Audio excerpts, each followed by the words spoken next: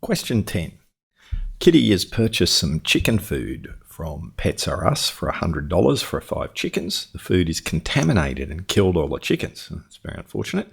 Pets R Us had a sign in the store which said that consumer guarantees do not apply. Which of the following statements is most correct? Okay, so Kitty has no legal option as Pets R Us only provided an invitation to treat. Well, I don't even know what, that's not applicable, right? So, because she bought it, she purchased it, so there's got to be an offer and acceptance, there's an agreement, so that can't be right. I mean, if it was something about the chicken food being on display in the shelves or, I don't know, advertised or something, but the question isn't about that, so it can't be that. The goods are not of acceptable quality. Acceptable quality kind of rings a bell around consumer guarantees, yeah?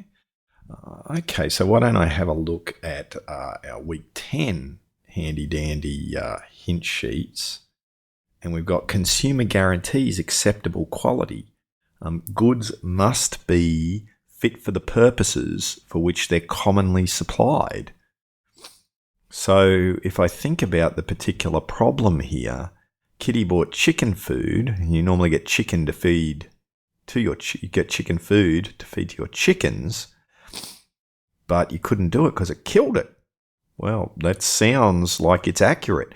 Of course, consumer guarantees only work if Kitty's a consumer. We know that because a consumer is someone who purchases something under $40,000, provided they're not reselling or transforming. So remember, the test is under 40 or of a type normally purchased for domestic or household use or a vehicle or trailer, but not for resupply under Section 3. Because the chicken feed was $100, it's under $40,000. So Kitty is a consumer. Therefore, the consumer guarantees apply. And via Section 54, it has to be of acceptable quality. So I think that's the one that's going to apply. But let's go through the rest. Services were not provided with due care and skill. Well, there's no service. She's bought a good, so it's not about services. Consumer guarantees will not apply as Kitty was not a consumer. We've already worked out that because what she bought was worth $100, she is a consumer. Consumer guarantees will not apply as Pets R Us has made a clear and effective disclaimer. Actually, we know that that's not true as well, right? Because you cannot exclude consumer guarantees under Section 64. So that means that they can't write a disclaimer. So that confirms that the answer is B. The goods are not of acceptable quality. Question 11. Which of the following statements is correct in relation to Section 18 of Australian Consumer Law? First option. There must be a consumer for the section to apply. Well, actually, we don't need a consumer under Section 18. It's just a general prohibition. A person must not, in trade or commerce, engage in conduct that's misleading or deceptive or likely to mislead or deceive. So there's no requirement for a consumer to actually be involved under this section. The section only applies to corporations. Actually, no.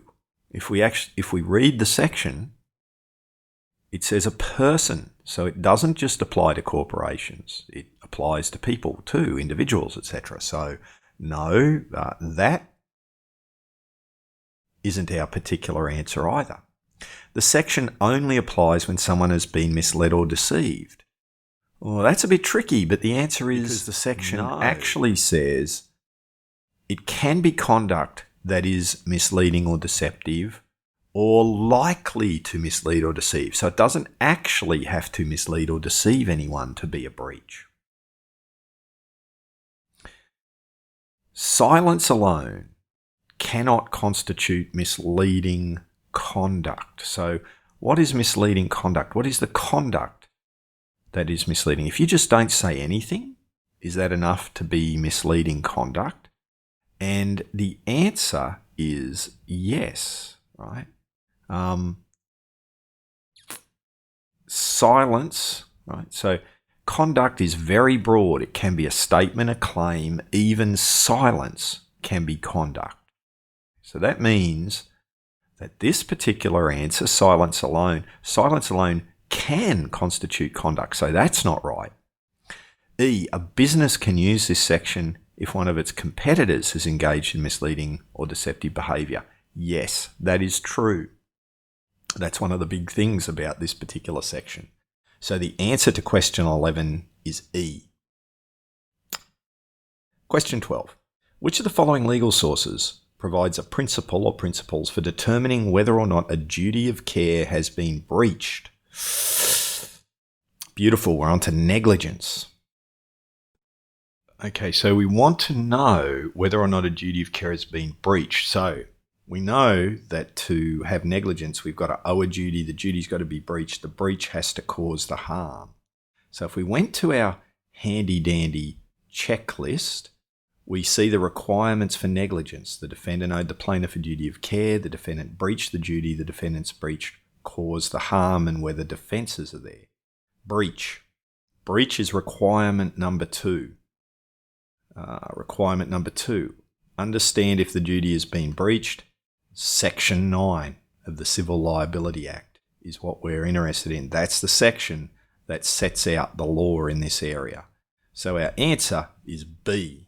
Okay, so you'll remember that Donoghue and Stevenson is an authority, at least in our particular instance for this subject, we're using it as the authority for an established category for manufacturer-consumer.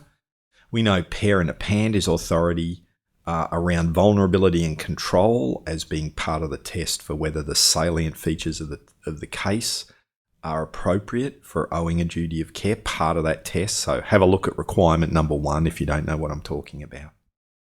Section 11 sets out causation, the third requirement of negligence, and Section 23 establishes the test for contributory negligence, which we'll remember points us back to Section 9. So if you're not following what I'm saying there, again, go back and have a look at the sheets around negligence.